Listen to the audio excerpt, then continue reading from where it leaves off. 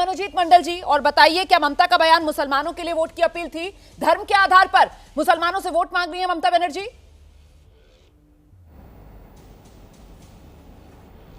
एक बार चला के दिखा दीजिए ना बयान प्लीज।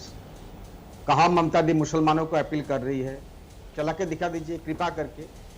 अच्छा अर्जुन जी, बयान चला के दिखा दीजिए। अर्जुन जी, प्राइम मिनिस्टर जिक्र कर रहे थे, अर्जुन जी, एक बार भी नहीं कह रही थी कि हाँ। मुसलमान हम एक हो जाके और हमको वोट दो, एक बार भी नहीं कही।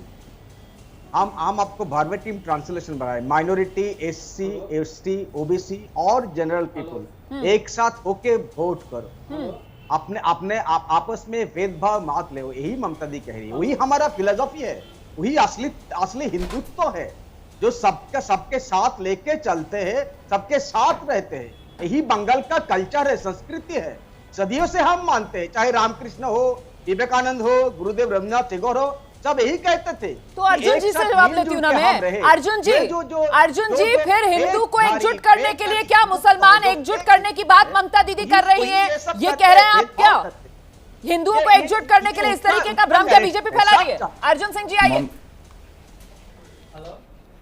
ममता बनर्जी जी की तरह उनके पार्टी के जो प्रवक्ता हैं वो भी झूठ बोल रहे हैं। ममता बनर्जी के दल के लोग 30% मुसलमान एक हो जाओ तो 4 पाकिस्तान बना देंगे।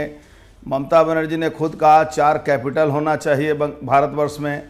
तो ममता बनर्जी कभी ला इलाहा इल्लल्लाह करके धर्म परिवर्तन की बात करती हैं, कभी मंदिर में जाती हैं। आज मुसलमानों को खुलेआम कह रही हैं कि मुसलमान एक तरफ वोट दो, नहीं आप ISF को मत वोट दो, माने अब्बास सिद्दीकी जी के पार्टी को वोट मत दो। इस तरह का बयान जो कर रही हैं, इससे निश्चित तौर पर एक लकीर खींच रहा है पश्चिम बंगाल के अंदर, जो ममता बनर्जी उसका देन है। आज देखिए हर जगह मार दंगा हो रहा है, तो इतना फोर्स के बावजूद भी मार दंगा एक ही कारण हो गया कि सब लोग अब उस युद्ध में चिड़ डाल दिया है ममता बनर्जी ने। एकदम एक डिवाइड का जगह बना दिया, एक बंट गया है, एक पूरा सिस्टम। मनोजीत मंडल, ठीक है अर्जुन जी जो बात आप कह रहे हैं मनोजीत मंडल को आना चाहिए एक बार फिर से। मनोजीत मंडल, इस तरीके से डिवाइड कर दिया है ममता बनर्जी ने कि अब ममता बनर्जी के पास भी कोई और रास्ता नहीं बचा है, मुस्लिम वोट पर ही खेला हो बे, यही उम्मीद ममता बनर्जी की भी।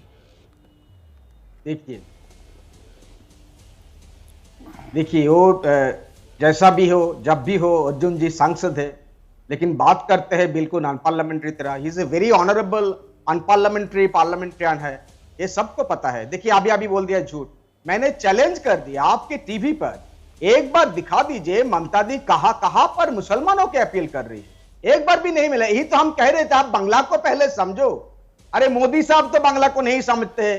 पद्दा कहता है कमल, पद्दा बांग्ला में क्या क्या बोल देते हैं लोग, तो अभी खिल्ली मचा रहा है फेसबुक में।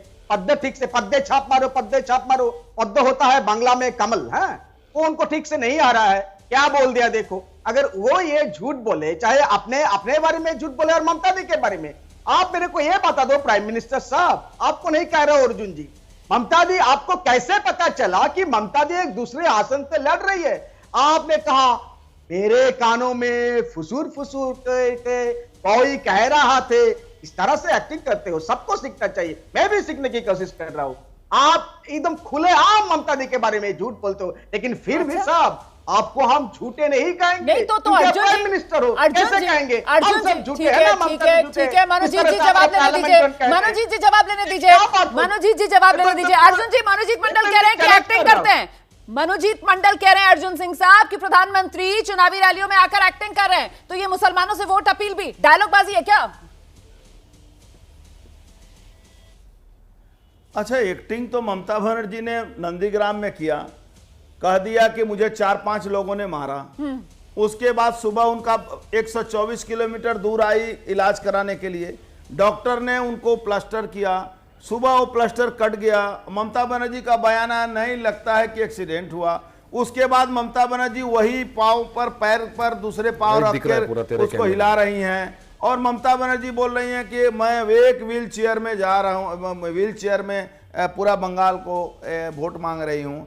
तो देखिए ममता बनर्जी एक पाँव से बोल्ड आउट कर रही हैं। तो ममता बनर्जी का नाटक और बयान बंगाल की जनता समझ चुकी है, और उसी का नतीजा है कि ममता बनर्जी अपना विधानसभा क्षेत्र में 7 दिन रहना पड़ा है और उसके बाद भी चुनाव हार गई। 7 डेज ममता बनर्जी, आज तक मैं उनके साथ बहुत दिन राजनीति किया हूं। आप तो बड़ा दावा कर रहे हैं, कभी भी अपने क्षेत्र आप में बड़ा दावा कर रहे हैं, अभी 2 मई का इंतजार भी नहीं आप कर रहे हैं और आप यहाँ पर कह रहे हैं कि ममता बनर्जी चुनाव हार गई। वैसे मुझे लगता है हमें 2 मई का इंतजार करना चाहिए। चुनाव हार गए हैं, ठीक है ना, वो दबा कर सकता है। कोई एक्स्ट्राऑर्डिनरी पावर है ना, कोई ओवर एक्टिंग नहीं है। चुनाव छोड़ो, पूरा प्राइम मिनिस्टर देखिए, ममता बनर्जी को भी पता है, हो गई है, प्राइम मिनिस्टर कहते हैं कि हम जीत गए हैं, हम जीत गए हैं। बात बोल रहा है, कैसे खुद को सर्टिफाई करते हैं ना। अच्छा, एक मिनट, मुझे वारिस पठान के पास जाना है, उसके बाद दोबारा आप दोनों के पास आऊंगी। अपनी अपनी बारी पर बोलिए, एक दूसरे की बात मत काटिए, ताकि दर्शक को समझ आ सके कि आप दोनों क्या कहना चाह रहे हैं। अपनी अपनी बारी पर बोलिए। वारिस पठान साहब आइए। चुनाव का मेला बंगाल में, धर्म का खेला। वारिस पठान, बंगाल के अंदर धर्म का खेला, क्या ये चुनावी ज्ञान, मां माटी मुसलमान, यही है क्या टीएमसी की फिलॉसफी? चाहे टीएमसी हो या बीजेपी, दोनों भी यही कर रहे हैं। पोलराइजेशन, कम्युनलिज्म, मेजोरिटरिज्म की राजनीति कर रहे हैं। और अभी तो वहां पर होड़ लगी हुई कि सबसे बड़ा हिंदू कौन। मोदी बोलते हैं मैं बड़ा हिंदू हूं, राहुल गांधी बोलते हैं मैं जनेधारी हूं, ममता दीदी बोलती है कि मेरा गोत्रा शांडिलिया है। हिंदू और जनेऊ को छोड़िए, हिंदू और जनेऊ को छोड़िए वारिस पठान साहब, यहाँ तो ममता बनर्जी शैतान आपको करार दे रही हैं। वो तो कह रहे हैं बीजेपी के पैसे से ये शैतान आ रहे हैं, अल्पसंख्यक संभल जाओ, इन शैतानों को वोट मत देना। वो तो बीजेपी की बेटी माफी को करार दिए जा रही है। सुनिए, जिस दिन से असद ओवैसी साहब ने डिसीजन लिया है कि एमआईएम पार्टी बंगाल में चुनाव लड़ेगी, उस दिन से ममता दीदी की बौखलाहट और घबराहट का नतीजा पूरा देश देख रहा है। ममता दीदी ने स्टार्ट किया बीजेपी की बी टीम में, सी टीम में, डी टीम में, ऐसा सब अनाप शनाप बातें उन्होंने बकी, मगर उन्होंने अंदर खुद के अंदर कभी झांका नहीं कि क्यों उनके वरिष्ठ नेता उनको छोड़ के चले गए बीजेपी में। क्या ओवैसी साहब को पूछ कर गए? अभी भाजपा वहां पर एमपी का जब चुनाव आया उसमें 18 एमपी जीत गए भाजपा के, हम तो नहीं लड़े थे, तो क्यों हमारे ऊपर इल्जाम लगाना? ये कहीं ना कहीं दर्शाता है कि ममता दीदी जो इतने वर्षों से मुसलमानों के वोटों को अपनी जागीर समझ के रख लिया था, उनको कहीं ना कहीं खसकता हुआ नजर आ रहा था। तो इस तरह के इल्जाम लगाना ये बौखलाहट और घबराहट की बिल्कुल निशानी है। ठीक है, मैं अपने वरिष्ठ सहयोगी अभिज्ञान प्रकाश के पास आना चाहती हूँ। अभिज्ञान जी, क्या लग रहा है जो बात यहाँ पर वारिस पठान भी कह रहे हैं कि साहब मुस्लिम वोटों को अब तक जो दल बपौती मानते आए, उन्हें जब लग रहा है कि जमीन खिसक रही है, तो इस तरीके के बयान जो देखने के लिए मिल रहे हैं नेताओं की तरफ से सर, और क्या ममता बनर्जी को ऐसा लग रहा है कि इन चुनाव में पूरी तरीके से मुस्लिम वोट के ही वो सहारे हैं? 2-3 पॉइंट बिल्कुल साफ, ये सब प्योर पोलराइजेशन पॉलिटिक्स है दोनों तरफ से, और इसकी शुरुआत नंदीग्राम में वोट पड़ने से ठीक 3 दिन पहले हुई। पहले चरण में राजनीतिक लड़ाई इस बात की हुई कि हिंदुओं का ठेकेदार कौन है, हिंदुओं की ठेकेदारी किसके पास है। ममता बनर्जी चंडी पाठ करने लगी, अपना गोत्र बताने लगी। तो फर्स्ट फेज में ये हुआ, ठीक है। उसके बाद नंदीग्राम की वोटिंग पड़ी। अब आए है दूसरी स्टेज 2 ये है कि चलो हिंदू तो हमारे पास, क्योंकि वही राजनीति बीजेपी भी करती है, दोनों अलग नहीं है, लेकिन साथ में ये भी तो इंपॉर्टेंट है कि मुसलमान न खिसक जाए, वो बहुत सिग्निफिकेंट है।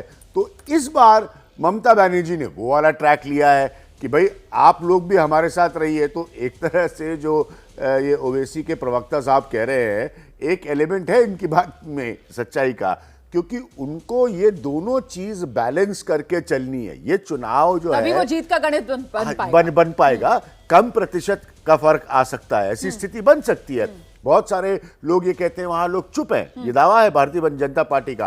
तो इसलिए ये बहुत इंपॉर्टेंट है, हिंदू वाला हिंदू वोट संभाल के रखे और मुसलमान वाला बाकी वोट के साथ साथ वो संभाल के रखे। तो फिर प्योर पोलराइजेशन पॉलिटिक्स है। सोनार बांग्ला डेवलपमेंट गया पीछे जैसे जैसे ये चुनाव आगे बढ़ा।